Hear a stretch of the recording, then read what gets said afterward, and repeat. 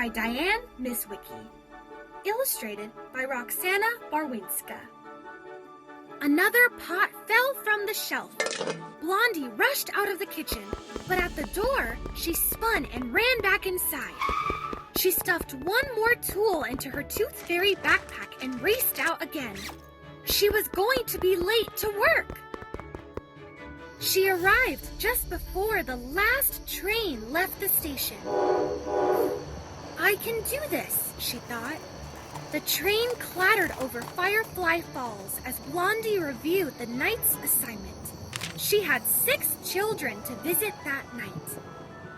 Her partner, Mushi, was waiting for her at the train stop. Come on, Blondie! I don't want you to end up last on the achievement list again. Soon, Firefly Falls was disappearing into the distance as they raced towards Chicago, Illinois. The first stop was Isaiah's house. Blondie guarded the door while Mushi slipped in and out.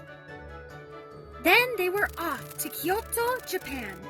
Blondie tripped over a dog's tail and decided to wait in the yard while Mushi got that tooth. Sophie, in London, England, almost woke up when Blondie knocked over a glass of water, but Mushi caught it before it hit the ground. On to Astrid's house in Stockholm, Sweden, and Timothy's house in Limerick, Ireland. Finally, it was the last tooth of the night, Francesca's in Venice, Italy.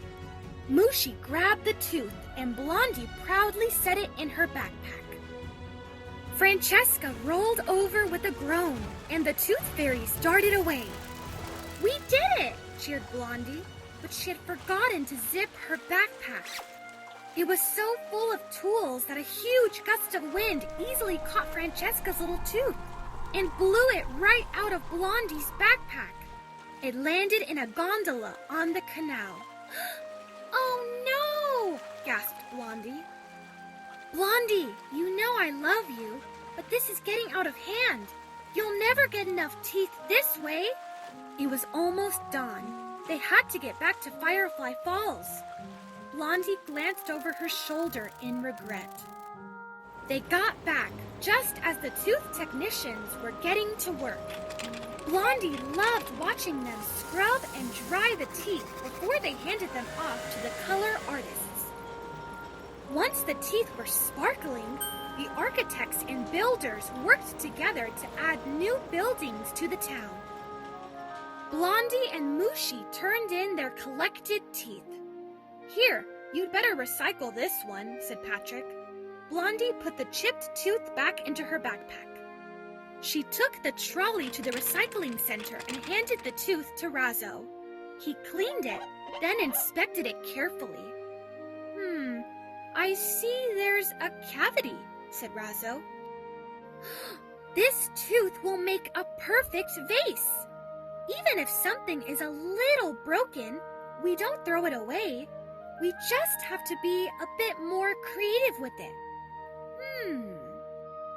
Blondie went to bed that morning, thinking hard about what Razzo had said. The next night, Blondie and Mushi met up. Only 3 teeth today, noted Mushi. I got more than you yesterday, so why don't you get these 2 and I'll head to Spain? Blondie's first stop was in Switzerland to fetch Levi's tooth, but she dropped it on the mountain. She searched for hours in the snow before she found it. Then she grabbed a tooth in Rome. Blondie's stomach roared, so she took a quick detour into the Kernel Corn Popcorn Factory for a midnight snack. No one would notice a few missing pieces of popcorn. Oh no! Blondie looked down just as both teeth disappeared into a huge container of fresh, buttery popcorn. She didn't want to make a mess by scattering all the popcorn, so she began to eat. She ate and ate and ate and ate. Aha! She zipped the teeth securely in her backpack. With a full tummy, Blondie headed back to meet Mushi. Just then, she noticed a familiar gondola. She waited on the bridge, then jumped down when the gondolier wasn't looking. Francesca's tooth sparkled from a crevice in the front of the boat. Blondie scooted toward the tooth, but the gondolier turned and Blondie hid again. Wait! Sticky string to the rescue! Blondie cast the string toward the tooth and reeled it in. Did you get it? Asked Mushi. Blondie held up the 3 teeth proudly. Awesome! Just then, there was a beep from their phones. Poppy, the top collector in all of Firefly Falls, had been flying home when she crashed into a crow. Her teeth had fallen everywhere. Tons of them. All nearby fairies were being called in to help collect the teeth before sunrise. Blondie grinned. This was her chance. Before Mushi had even landed, Blondie was off. She stuffed her pockets until they almost burst. She stuffed her socks and hat too, but there were still more teeth. Blondie grabbed some big leaves and stuffed them full. She borrowed a laundry sack, rain boots, and a wheelbarrow and filled them to the top. There were still 3 more, but no one could reach them. One tooth had fallen into a hornet's nest.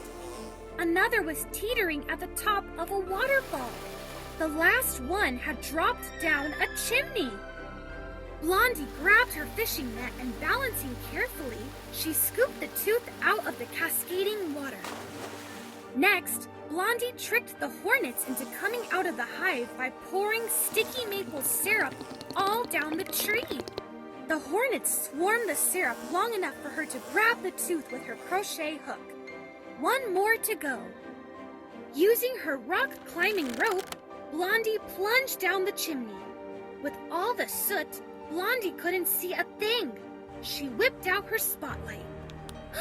There! Blondie got out her super-duper long tweezers and snatched up the tooth. She emerged triumphant. She placed the tooth in her boss's hands.